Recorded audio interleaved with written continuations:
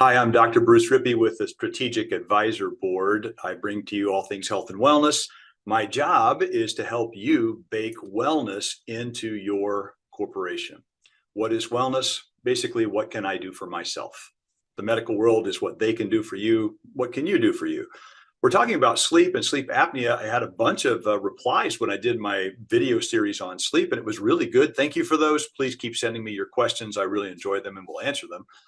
They asked me, what could we do? We understand what a CPAP machine is now. If you watch the last video, it puts positive pressure. So it's basically like shoving air down your throat, but it does it relatively gently, and it gets around these obstructive apneas that can occur. And that's by and large, the bulk of apnea is going to be obstructive apnea.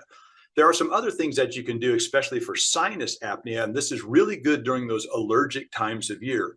Now, it's always weird when I do this because I do this with my big hands, the way the camera works in the video and so forth, but try to follow along. This would be very interesting for you just to try it. There are grooves in the orbit just above your eyes, right in the skull, but there are grooves. Take your thumbs until you find those grooves and then push up. You'll feel a pressure. When you get it right, you'll be like, okay, ow, and I feel that all the way in my sinuses deep inside the skull.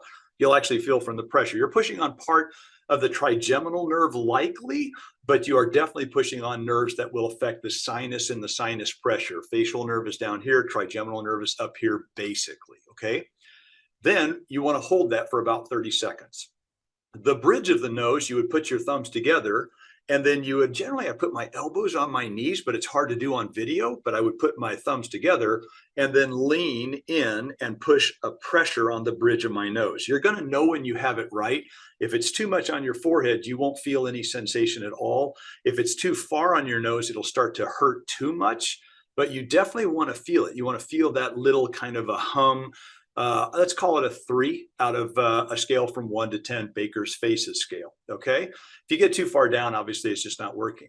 The last thing that you do is underneath here, right? This is going to be, it's underneath the old cheekbones. You put your thumbs in there. Here again, a lot of times I've got my elbows resting on my knees and I'm leaning forward in the thinker position, okay? And I'm pushing up. And as I push up towards my nose, I'm pushing up and I'm really digging in. I'm putting a lot of energy into that and a lot of energy into that.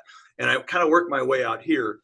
You will then, for 30 seconds, maybe 45, you will then feel all of this as though, wow, I can feel that area buzzing. I can feel that that area is really good. This is a great adjunct to your chiropractic adjustments. This is a great adjunct to any physical therapy that you do or stretching and flexibility drills, where I would tell everyone the yes stretch is vital, and I'll talk about that more on movement. The no stretch is vital, but often overlooked is the I don't know stretch, and that takes care of all 6 what we call cardinal ranges of motion: flexion, extension, lateral flexion, right and left, and rotation, right and left. These are all uncoupled, by the way. It's not a good idea to do the old chin around in a circle.